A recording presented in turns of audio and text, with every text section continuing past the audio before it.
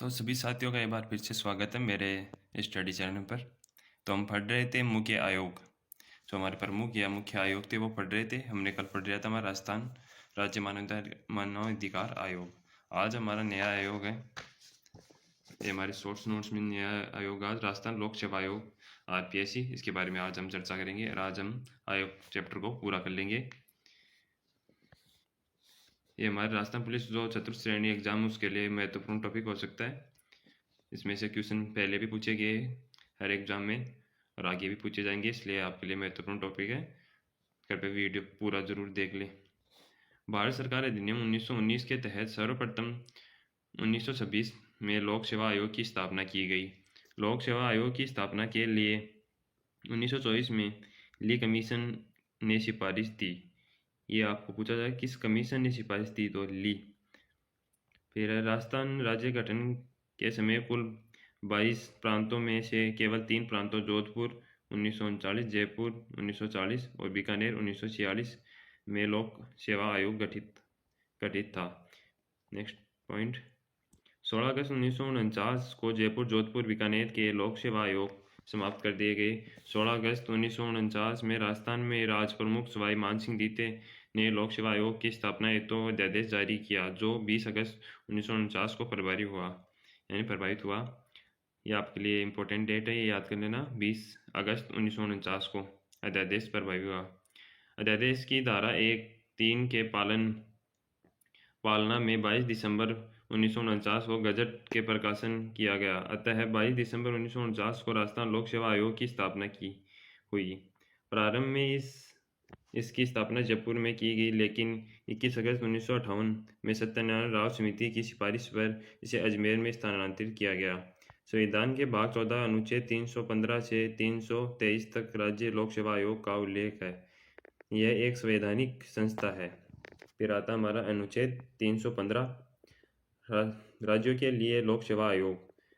315(1) प्रत्येक राज्य के लिए एक लोक सेवा आयोग होना चाहिए। फिर नेक्स्ट अनुच्छेद 315(2) 2 या 2 से अधिक राज्यों के लिए संसद कानून बनाकर संयुक्त लोक सेवा आयोग का गठन कर सकती है। संयुक्त आयोग के अध्यक्ष व सदस्यों की नियुक्ति राष्ट्रपति द्वारा की जाएंगी। फिर हमारा अनुच्छेद 316 सदस्यों की नियुक्ति और कार्यकाल। राज्य लोक सेवा आयोग के अध्यक्ष व सदस्यों की नियुक्ति राज्यपाल द्वारा और मंत्री की सलाह से की जाती है। जो मुख्यमंत्री है उनकी सलाह से राज्यपाल करता है। लोक सेवा आयोग के सदस्यों में से आधे सदस्य ऐसे व्यक्ति होंगे जो भारत सरकार व राज्य सरकार के अधीन कम से कम 10 वर्ष तक प्रशासनिक पद पर रह चुके हो। फिर आता है अनुच्छेद 316(2) अध्यक्ष व सदस्यों का कार्यकाल 6 वर्ष या 62 वर्ष की आयु जो भी पहले हो, यानी का कार्यकाल 6 वर्ष होता है या 62 वर्ष, जो भी इनमें से पहले पूरा हो। कोई मान लो को किसी के कार्यकाल 3 साल हो और उसकी आयु 62 वर्ष पहले हो जाए तो उसको हटा दिया जाएगा, और या उसको 6 वर्ष या उसकी आयु 62 वर्ष हो, उसका कार्यकाल 6 वर्ष हो तो उसे 6 वर्ष तक कार्यकाल रहेगा। फिर अध्यक्ष व सदस्यों को त्यागपत्र राज्यपाल को। लोक सेवा आयोग के सदस्य अपनी पदावधि समाप्ति के बाद में पद पर पुनर्नियुक्त नहीं हो सकते, यानी इनको पुनर्नियुक्त नहीं किया जा सकता। लेकिन सदस्य को कार्यकाल समाप्ति के बाद अध्यक्ष पद की नियुक्ति किया जा सकता है, यानी जो अध्यक्ष होता है उसकी तो नियुक्ति नहीं की जा सकती, सदस्य होते हैं उनको अध्यक्ष पद पर नियुक्त किया जा सकता है। फिर अनुच्छेद 317 अध्यक्ष व सदस्यों का निलंबन या हटाना। राज्य लोक सेवा आयोग के अध्यक्ष व सदस्यों को केवल कदाचार के आधार पर राष्ट्रपति के आदेश द्वारा अनुच्छेद 145 में विहित प्रक्रिया के तहत उच्च न्यायालय की जांच में दोष सिद्ध होने पर हटाया जा सकता है। जांच के दौरान राज्यपाल अध्यक्ष या सदस्यों को निलंबित नहीं कर सकता है। अनुच्छेद 318 अध्यक्ष, सदस्यों और कर्मचारियों की संख्या व सेवा शर्तें। राज्य लोक सेवा आयोग के सदस्यों की संख्या और उनकी सेवा शर्तें निर्धारित राज्यपाल द्वारा की जाती है। राजस्थान लोक सेवा आयोग की स्थापना के समय अध्यक्ष व सदस्यों की संख्या 3 यानी 1+2 थी, यानी 1 तो अध्यक्ष और 2 सदस्य। लेकिन 2011 से वर्तमान में अध्यक्ष सहित कुल सदस्यों की संख्या 8 है, यानी 1 अध्यक्ष और 7 सदस्य। फिर आता आपका अनुच्छेद 320 RPSC के कार्य। इसमें आता है अनुच्छेद 320(1) राज्य की सेवाओं की नियुक्ति के लिए परीक्षाओं का संचालन करना, यानी जो परीक्षाओं और सरकारी सेवाएं होती है, जैसे हमारी सरकारी नौकरियां, उनके लिए परीक्षाओं का संचालन करना। अनुच्छेद 320(3) निम्न मामलों में राज्य लोक सेवा आयोग से परामर्श किया जाएगा। सिविल सेवा में और शील पदों की भर्ती की पद्धतियों में संबंधित विषयों में परामर्श किया जाएगा। फिर एक सेवा से दूसरी सेवा में पदोन्नति या अंतरण होने पर परामर्श देने का कार्य किया जाएगा। ऐसे व्यक्ति जो भारत सरकार व राज्य सरकार की सिविल सेवा कर रहा है, उनके प्रभाव डालने वाले अनुशासनात्मक मामलों पर अनिवार्य परामर्श का प्रावधान है। अनुच्छेद 322 आयोग के अध्यक्ष व सदस्यों के वेतन भत्ते राज्य की संचयी नीति पर पारित होंगे। फिर अनुच्छेद 323 आरपीएससी की प्रतिवेदन, जो आरपीएससी का प्रतिवेदन वो अनुच्छेद 323 में राज्य लोक सेवा आयोग का कर्तव्य है कि वह राज्य के राज्यपाल को आयोग द्वारा किए गए कार्यों के बारे में प्रतिवर्ष अपना वार्षिक प्रतिवेदन देगा। फिर कुछ महत्वपूर्ण बिंदु है इसके हमारे आरपीएससी के। राजस्थान के राजप्रमुख द्वारा आयोग के कार्यों को नियमित रूप से करने के लिए निम्न नियम पारित किए गए हैं। इसमें पहला है हमारा राजस्थान लोक सेवा आयोग कार्यों की सीमा विनियम 1951। फिर राजस्थान लोक सेवा आयोग विनियम सेवा की शर्तें, ये है हमारा 1974। फिर लोक सेवा आयोग के संबंधित संविधानों के अनुच्छेद 16, 234, 315 से 323।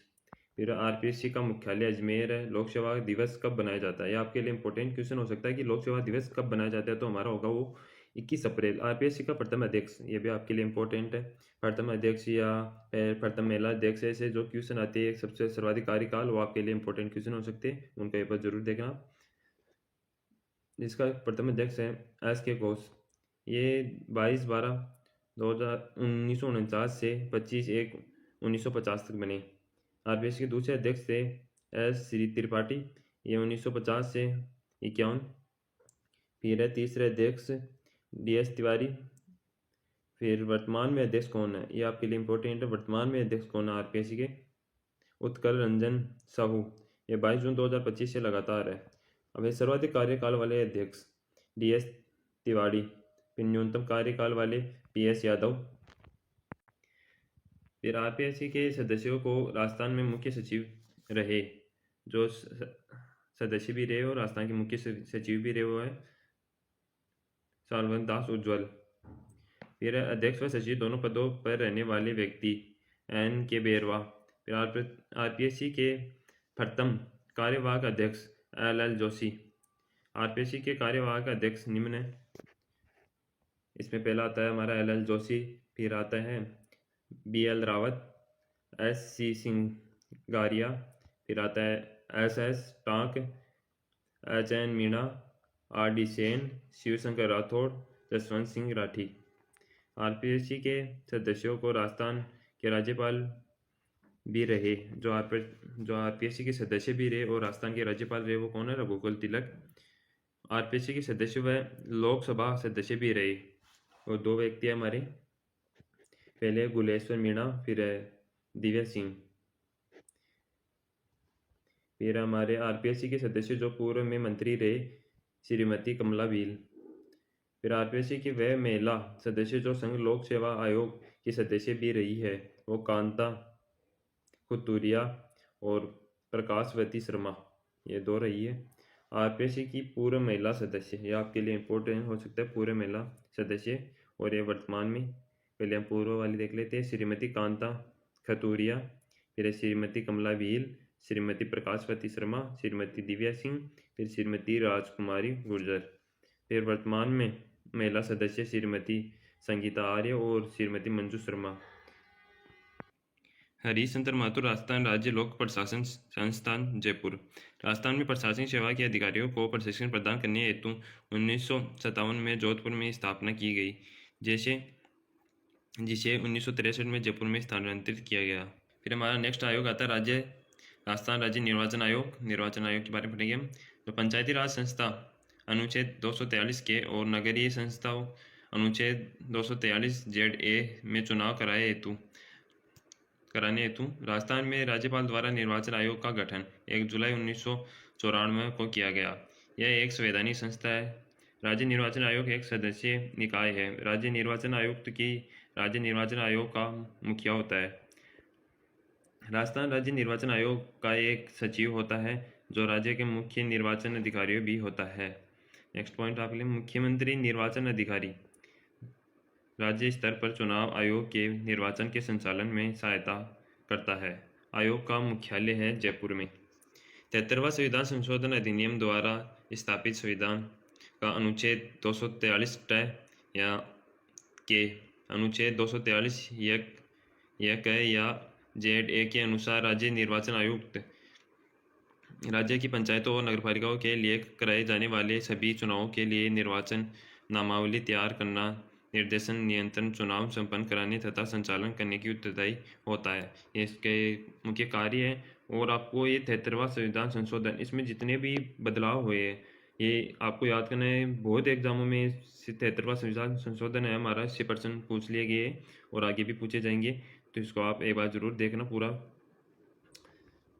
फिर है हमारा निर्वाचन आयोग। राज्य निर्वाचन आयोग राज्य के पंचायतों व नगरपालिकाओं के लिए निर्वाचन करता है। अपने नोट, सांसद और विधायकों की चुनाव भारतीय निर्वाचन आयोग करवाता है। इसमें नियुक्ति, राज्य निर्वाचन आयोग की नियुक्ति राज्यपाल द्वारा की जाती है जो भारतीय प्रशासनिक सेवा IAS का अधिकारी होता है। कार्यकाल 5 वर्ष या 65 वर्ष आयु जो भी पहले हो। त्यागपत्र राज्यपाल को पद से हटाना राष्ट्रपति द्वारा कदाचार या असमर्थता के आधार पर पद से हटाया जाता है। फिर इसके आपके कुछ निर्वाचन आयोग के कुछ महत्वपूर्ण बिंदु। राजस्थान में जिला कलेक्टर को जिला निर्वाचन अधिकारी के रूप में नियुक्त किया जाता है। आयोग द्वारा मतदाता सूचियों को शुद्ध त्रुटि रहित करने के उद्देश्य से मतदान केंद्र पर एक बूथ लेवल अधिकारी BLO की नियुक्ति की जाती है। EVM का सर्वप्रथम प्रयोग नगरपालिका चुनाव में किया गया।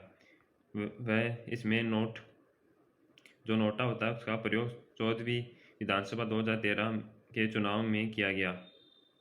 ये EVM आपका ये कंप्यूटर का भी एक इम्पोर्टेंट क्वेश्चन बनता है, इसका फुल फॉर्म पूछ सकते हैं, तो इसका होगा इलेक्ट्रॉनिक वोटिंग मशीन। फिर है नेक्स्ट आपके लिए राजस्थान राज्य निर्वाचन आयोग के प्रथम निर्वाचन आयुक्त अमर सिंह राठौड़ 1 जुलाई 1994 से 30 मार्च 2000 तक। सर्वाधिक कार्यकाल वाले निर्वाचन आयुक्त अमर सिंह राठौड़ ही है। न्यूनतम कार्यकाल वाले निर्वाचन आयुक्त नेकराम बसीन। फिर आपका नेक्स्ट पॉइंट, राजस्थान राज्य निर्वाचन आयोग के वर्तमान निर्वाचन आयुक्त मधुकर गुप्ता जो 14 अगस्त 2022 से लगातार है। वर्तमान में मुख्य निर्वाचन अधिकारी कौन है? नवीन महाजन IAS। ये आपके जो वर्तमान है ये चेंज भी हो सकते हैं, आपको ये बात देख लेना है। राजस्थान में राज्य निर्वाचन आयुक्त अमर सिंह राठौड़, नेकराम बसीन, इंद्रजीत खन्ना, अशोक कुमार पांडे, रामलू भाया, प्रेम सिंह मेहरा, मधुकर गुप्ता। फिर नेक्स्ट आयोग आता है आपका राजस्थान राज्य वित्त आयोग। 73वें संविधान संशोधन, मैंने बताया था नहीं, 73वें जो संविधान संशोधन हमारा वो हर जगह आएगा आपका। इसको एक बार आप पूरी डिटेल से देख लेना, जो संविधान संशोधन का पार्ट है उसमें देख लेना।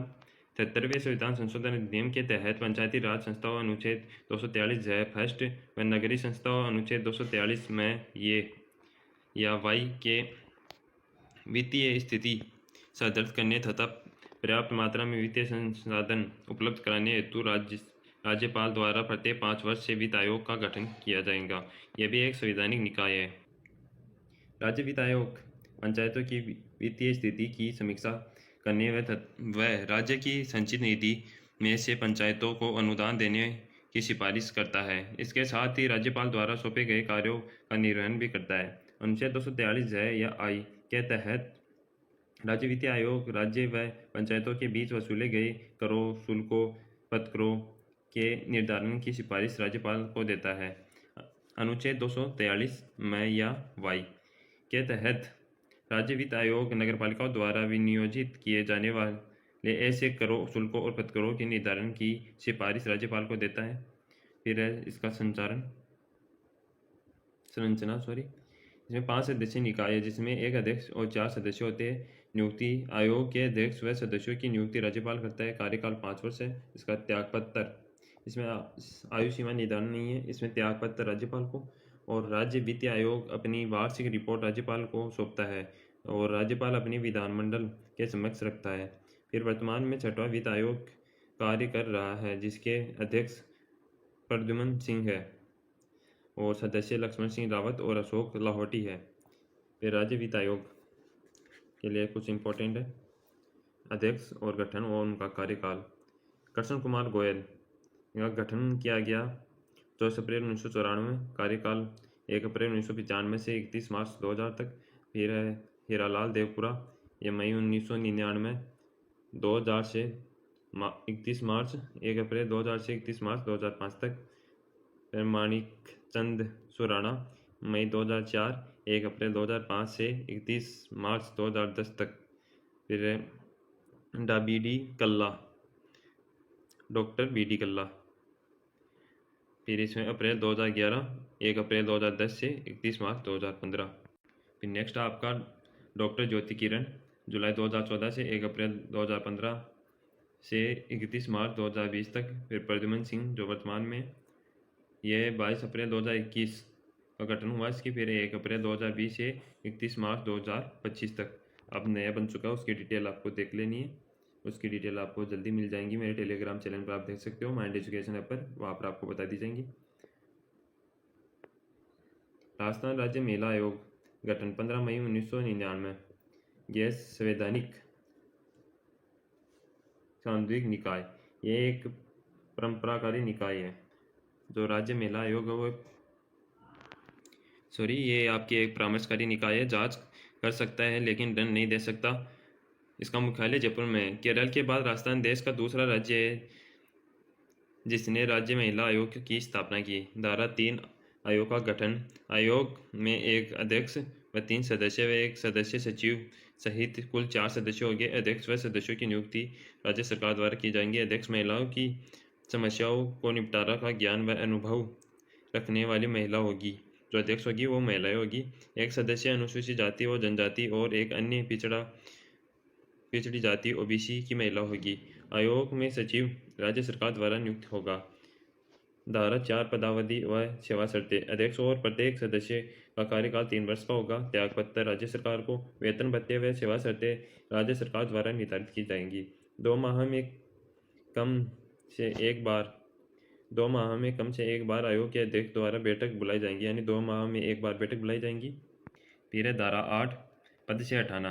अध्यक्ष व सदस्यों को राज्य सरकार पद से हटा सकती है जब ये दिवालिया घोषित हो जाए या अपराध में दोषी ठहरे, लगातार 3 बैठकों में अनुपस्थित रहे और अपना कार्य करने में असमर्थ रहे तो इन्हें पद से हटाया जा सकता है। फिर धारा 10 आयोग को दीवानी न्यायालय की शक्तियाँ प्रदान है, सिविल न्यायालय की। धारा 11 आयोग के कार्य। महिलाओं के साथ एक तो व्यवहार में जांच और मामले में की जाने वाली कार्यवाही की सरकार को सिफारिश करना। पीड़ित महिलाओं की शिकायत का निवारण करना। महिलाओं की हितों की रक्षा न्याय दिलाना। महिलाओं को संवैधानिक प्रावधानों की क्रियान्वयन पर निगरानी करने और महिला सशक्तिकरण के प्रयास करना। फिर महिला आयोग के अध्यक्ष, ये आपके अध्यक्ष की तालिका। अध्यक्ष और उसका कार्यकाल। श्रीमती कांता कथूरिया, मई 1999 से मई 2002 तक। प्रो पवन सुराना, जनवरी 2003 से जनवरी 2006। श्रीमती तारा भंडारी, अप्रैल 2006 से अप्रैल 2009 तक। प्रो लाड कुमारी जैन, नवंबर 2011 से नवंबर 2014। श्रीमती सुमन शर्मा, अक्टूबर 2015 से अक्टूबर 2015। श्रीमती रेहाना रियाय चिश्ती, ये 11/2/2022 से 10/2/2025 तक है। और जो 7वां है वो आपको अपडेट में मिल जाएगा आपको। फिर हमारा नेक्स्ट है सूचना का अधिकार अधिनियम 2005। भारत में सूचना के अधिकार की प्रणेता अरुणा राय को माना जाता है। इन्होंने 1995 में मजदूर किसान शक्ति संगठन बनाकर चांदगेट ब्यावर में सूचना का अधिकार हेतु आंदोलन चलाया। अरुणा राय को रमन मैग्सेसे पुरस्कार दिया गया। फिर है सूचना अधिकार अधिनियम को 15 जून 2005 को राष्ट्रपति की स्वीकृति प्राप्त हुई और अधिनियम के कुछ प्रावधान उसी दिन लागू हो गए थे। संपूर्ण अधिनियम भारत में 22 अक्टूबर 2005 को लागू हुआ। राजस्थान में सूचना का अधिकार अधिनियम 13 अक्टूबर 2005 को लागू हुआ। सूचना का अधिकार अधिनियम 2005 के अध्याय 5 में सूचना आयोग की शक्तियाँ, कार्य, अपील, दंड का प्रावधान है। ये आपके लिए नोट है। सूचना का अधिकार अधिनियम 2005 लागू होने के बाद सूचना की स्वतंत्रता अधिनियम 2002 निरस्त कर दिया गया। फिर आपका मुख्य उद्देश्य सभी उपयोगी सूचना आमजन को आसानी से पहुँचे, नागरिकों को सशक्त बनाने और सरकार के कार्यों में पारदर्शिता व उत्तरदायिता को लाना, भ्रष्टाचार को नियंत्रण करना। फिर सूचना प्राप्त करने की प्रक्रिया। सर्वप्रथम सूचना प्राप्त करने हेतु लोक सूचना अधिकार को आवेदन किया जाता है। वह 30 दिन के अंदर सूचना उपलब्ध करा देगा। यदि 30 दिन के बाद सूचना देता है और नागरिक से फीस लेगा। प्रथम अपील अधिकार। यदि 30 दिन में 15 दिन में बढ़ोतरी समुचित कारणों से की जा सकती है और सूचना उपलब्ध नहीं कराता है या सूचना प्राप्तकर्ता सूचना से संतुष्ट नहीं है तो वह 60 दिन के अंदर वरिष्ठ लोक सूचना अधिकारी को शिकायत कर सकता है। यदि वरिष्ठ लोक सूचना अधिकारी सूचना उपलब्ध नहीं कराता है तो अंतिम अपील राज्य सूचना आयोग के पास शिकायत दर्ज कर सकता है। सूचना उपलब्ध न कराने पर या गलत सूचना देने पर लोक सूचना अधिकारी को दंड के रूप में 250 रुपये प्रतिदिन की दर से तथा अधिकतम 25,000 रुपये के जुर्माना का प्रावधान है। धारा 6 की 3 यदि किसी पब्लिक अथॉरिटी से सूचना मांगते हैं और यह सूचना उस अथॉरिटी के पास नहीं है तो वह आवेदन उसी अथॉरिटी को हस्ताक्षर करना होगा जिसके पास सूचना उपलब्ध है। निम्न विषयों में संबंधित सूचना देने से इनकार किया जा सकता है। ऐसी सूचना जो राष्ट्रीय एकता, अखंडता व सुरक्षा को प्रभावित होती है, जिससे व्यक्ति का जीवन खतरे में पड़ जाता है और विधानसभा या संसद की कार्यपालिका प्रणाली में प्रभावित होती है। न्यायपालिका के आदेश की अवहेलना हो। जो सूचना विदेश सरकार से विश्वास से प्राप्त की जाए जो विदेश सरकार से प्राप्त सूचना वो भी यह नहीं बता सकते और पुलिस या सुरक्षा व्यवस्था को बनाए रखने के लिए हो और कैबिनेट के कागजात। यानी कुल मिला के इसमें बात है, यानी हमारे संविधान में कुछ भी संविधान नहीं, आप ऐसे मान लो, यानी जिससे हमारे जो संविधान की प्रक्रिया है उसमें कुछ हानियाँ पहुँचे या हमारे व्यक्तित्व पर कोई हानियाँ पहुँचे तो ऐसी सूचनाएं वो नहीं दे सकते, वो मना कर सकते हैं। और इसका मुख्य बिंदु आपके प्रत्येक सरकारी विभाग को लोक सूचना अधिकारी की नियुक्ति होगी। विभागाध्यक्ष के अधीनस्थ वरिष्ठ अधिकारी को लोक सूचना अधिकारी नियुक्त किया जाएगा और लोक सूचना अधिकारी प्रकाशित सूचना का प्रत्येक वर्ष अध्ययन करेगा। सूचना प्राप्त करने का शुल्क 10 रुपये है, परंतु गरीबी रेखा के नीचे जीवन यापन करने वालों के लिए यह मुफ्त है। A3 या A4 आकार के प्रति पृष्ठ का शुल्क 2 रुपये है। और राजस्थान सूचना आयोग विनियमन 2007 लागू 24 जुलाई 2007 को सूचना का अधिकार अधिनियम 2005 की धारा 15(4) के तहत बनाया गया था। ये हमने सूचना का अधिनियम देख लिया और हमारा फिर आता है आयोग, सूचना आयोग RIC। ध्येय वाक्य है इसका आवादनी जने बे। इसका ध्येय वाक्य क्या है हमारा आवादानी जने बे। सूचना आयोग एक वैधानिक व सांविधिक व स्वायत्त शासित निकाय है। ये आपके लिए इम्पोर्टेंट हो सकता है। यह पूछ सकता है कि जो हमारा सूचना आयोग है वो कैसी निकाय है, तो हमारा हो जाएगा वह वैधानिक या स्वायत्त शासित निकाय है। फिर है राजस्थान राज्य सूचना आयोग। सूचना का अधिकार अधिनियम 2005 में उल्लेखित मामलों के संबंध में अंतिम अपील प्राधिकरण है, अर्थात इसके नियंत्रण अंतिम व बाध्यकारी होंगे। सूचना आयोग को या आईसी को ऐसे व्यक्ति से शिकायत प्राप्त करने और उसे उसकी जांच करने का अधिकार है जो किसी लोक सूचना अधिकारी से सूचना प्राप्त करने में असमर्थ रह रहा है। सूचना का अधिकार अधिनियम 2005 के अध्याय 4 के धारा 15 के तहत राजस्थान राज्य सूचना आयोग का गठन किया गया। धारा 5(1) में गठन 18 अप्रैल 2006 को प्रथम मुख्य सूचना आयुक्त एम.डी. कोरानी, जो एम.डी. कोरानी वो प्रथम हमारा सूचना आयोग था। फिर है धारा 15(2) संरचना। इसमें बहुत सदस्यीय निकाय है जिसमें एक मुख्य सूचना आयुक्त और अधिकतम 10 सूचना आयुक्त नियुक्त हो चुके, यानी एक तो इसमें अध्यक्ष होगा और अधिकतम 10 सदस्य हो सकते हैं। कुल इसमें अधिकतम 10 सदस्य होते हैं। राजस्थान सूचना आयोग में वर्तमान में मुख्य सूचना आयुक्त प्लस 4 सूचना आयुक्त के पद सृजित है, यानी 1 + 4 तो 5 हो जाएंगे हमारे। धारा 15(3) नियुक्ति। मुख्य सूचना आयुक्त व सूचना आयुक्तों की नियुक्ति राज्यपाल एक चयनित समिति की सिफारिश पर कर सकता है। चयनित समिति मुख्यमंत्री समिति का अध्यक्ष होगा और विधानसभा के प्रतिपक्ष का नेता, मुख्यमंत्री द्वारा मनोनीत एक मंत्रिमंडल का सदस्य। फिर धारा आती है आपकी 15(7) मुख्यालय। इसमें 15(7) में मुख्यालय, जो मुख्यालय हमारा जयपुर में। फिर आपकी नेक्स्ट धारा है 16 पदावधि व सेवा की शर्तें। मुख्य सूचना आयुक्त व सूचना आयुक्त का कार्यकाल 5 वर्ष या 65 वर्ष की आयु जो भी पहले हो। शपथ राज्यपाल या उसके द्वारा नियुक्त की किसी व्यक्ति द्वारा। त्यागपत्र राज्यपाल को वेतन भत्ते राज्य सरकार के मुख्य सचिव के समान होंगे। सूचना का अधिकार अधिनियम 2019 में यह प्रावधान किया गया है कि राज्य के मुख्य सूचना आयुक्त व अन्य आयुक्तों की वेतन भत्ते का निर्धारण केंद्र सरकार द्वारा किया जाएगा। फिर है धारा 17 पद से हटाना। मुख्य सूचना आयुक्त व अन्य सूचना आयुक्त को राज्यपाल के आदेश द्वारा कदाचार व असमर्थता आधार पर पद से हटाया जा सकता है। फिर उच्च न्यायालय ने राज्यपाल द्वारा उसे दिए गए निर्देश पर जांच के बाद यह रिपोर्ट दे दी हो कि राज्य मुख्य सूचना आयुक्त व अन्य आयुक्तों को पद से हटाना देना चाहिए, यानी उच्च न्यायालय के कहने पर और कुछ कदाचार प्राप्त होने पर।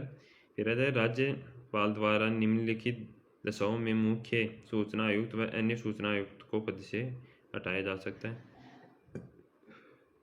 पहला आता है इसमें दिवालिया घोषित होने पर वह किसी अपराध के लिए दोषी ठहरा, यानी ये जो हटाने के वो सभी अध्यक्ष के यानी सभी आयोगों में समान ही रहेंगे। आप देख लेना एक बार, ये देख लो, हमको ये जल्दी जल्दी पूरा करना है, इसमें ज़्यादा टाइम नहीं लगाना है हमको। फिर है हमारे अपीली शक्तियाँ।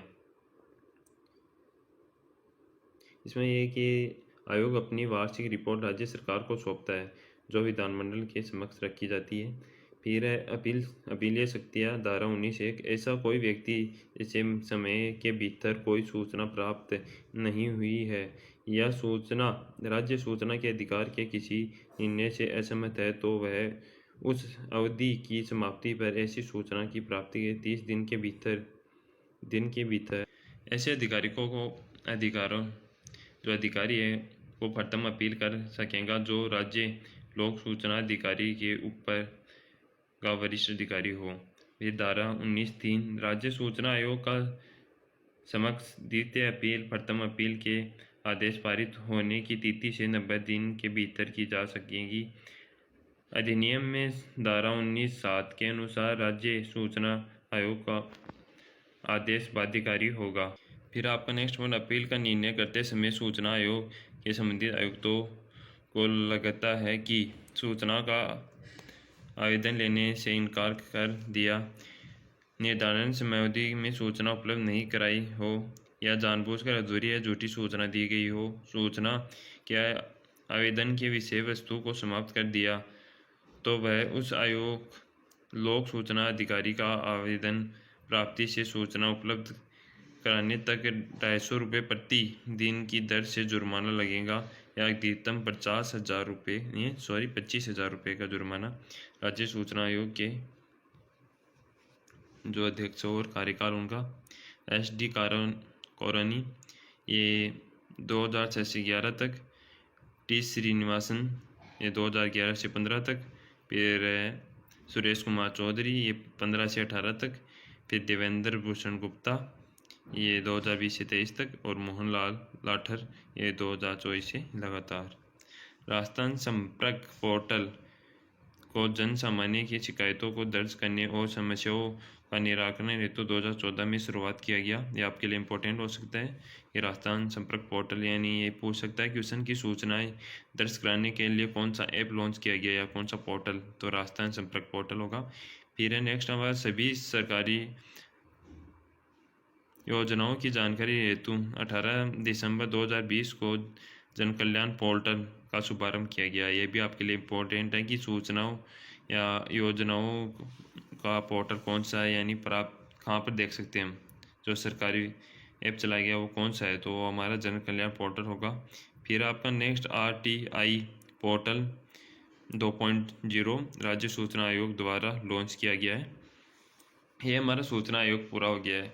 कल हमारा नेक्स्ट पॉइंट रहेगा प्रमुख अधिनियम, और अधिनियम के बाद में देखेंगे हम लोकायुक्त, और इसके बाद में हमारे 2 टॉपिक और रहेंगे।